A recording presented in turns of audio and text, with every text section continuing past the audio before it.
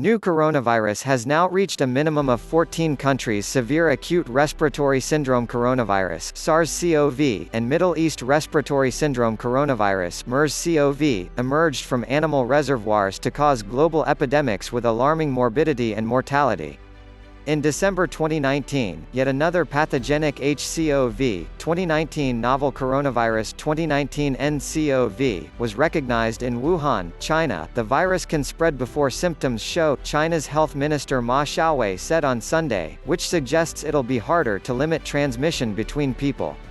Coronaviruses are large, enveloped, positive-strand RNA viruses that can be divided into 4 genera, alpha, beta, delta, and gamma, of which alpha and beta co-viruses are known to infect humans. 0.14 HCOVs, HCOV 229E, NL63, OC43, and HKU1. There are confirmed cases of the virus across Asia, and within the US, Australia and Europe.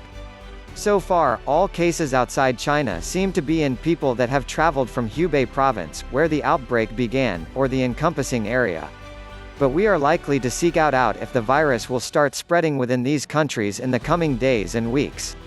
Confirmed cases are reported in the Republic of China, South Korea, Hong Kong, Macau, the US, Australia, Japan, Malaysia, Singapore, Taiwan, Nepal, Thailand, Vietnam, Canada and France. All of the recorded deaths have thus far been in Hubei province. Growing outbreak. The scale of the outbreak will depend upon how quickly and simply the virus is passed between people. Using data collected up to the 18th of January, it appears that, on the average, everyone infected with the virus passes it to between 1.5 and 3.5 people, consistent with an analysis by Natsuko Imai and her colleagues at Imperial College London. Using similar estimates, the University of Oxford predicts there's a 1 in 3 chance that an individual who brings the virus to the United Kingdom will pass it on to others within the country. That estimate is predicated on data collected from the start of the outbreak. They hopes that, as countries intensify measures to regulate the spread of the virus, the probabilities of this happening will subside likely. But there's still much we don't realize the virus, and a few researchers suggest that it could spread more quickly than estimated.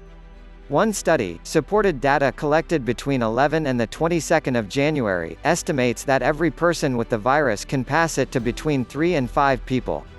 The work by Shi Zhao at the Chinese University of Hong Kong and his colleagues suggests that the virus is far more contagious than originally thought.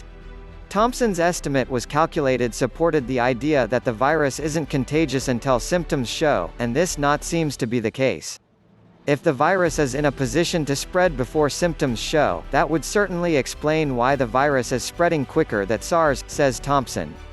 The U.S. Centers for Disease Control and Prevention (CDC) cautions that, although only 5 cases are reported within the U.S. thus far, the person-to-person spread of the virus within the country is likely to occur to some extent.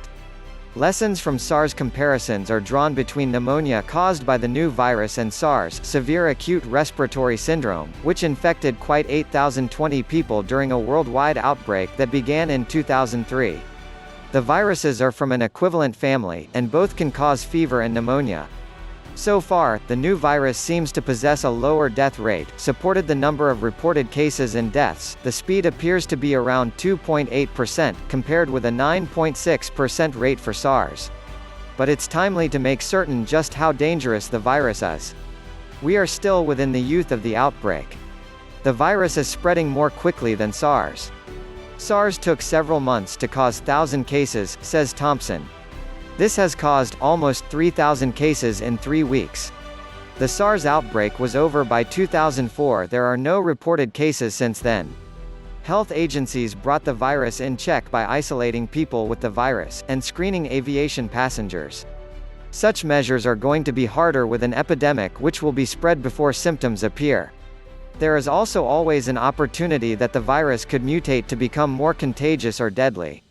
However, there is no evidence yet that the virus has mutated within people, and thus the Planet Health Organization (WHO) told a press conference last week that the virus appears to be stable.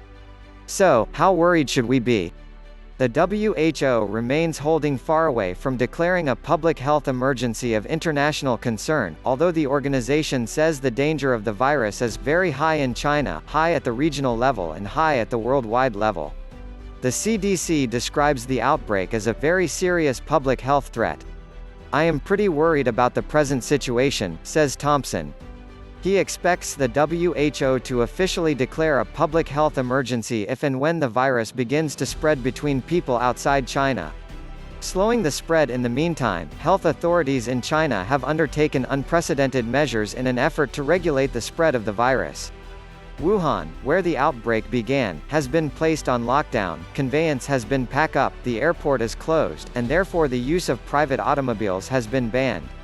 Immigration services within the city are suspended in Wuhan. Several other cities have also been placed in lockdown, affecting tens of many residents. Chinese authorities have also prolonged the Lunar New Year holiday. The general public holiday was thanks to Endways the 30th of January but has been extended until the 2nd of February, and schools and universities are remaining closed until further notice. A growing list of nations is screening air travelers from China. Mongolia has closed its borders with China, and therefore the government of Malaysia has said it won't issue visas to people from affected regions. The Chinese government has also temporarily banned the sale of wildlife in markets and restaurants. While the origins of the virus are still unclear, it's thought that the virus was passed from bats to people, possibly via snakes or minks. All of those animals were reportedly on sale at the Huanan Seafood Market in Wuhan, where the primary cases of the virus were reported. The Wildlife Conservation Society (WCS) has involved the ban to be made permanent. Poorly regulated, live animal markets mixed with illegal wildlife trade offer a singular opportunity for viruses to spill over from wildlife hosts into the human population.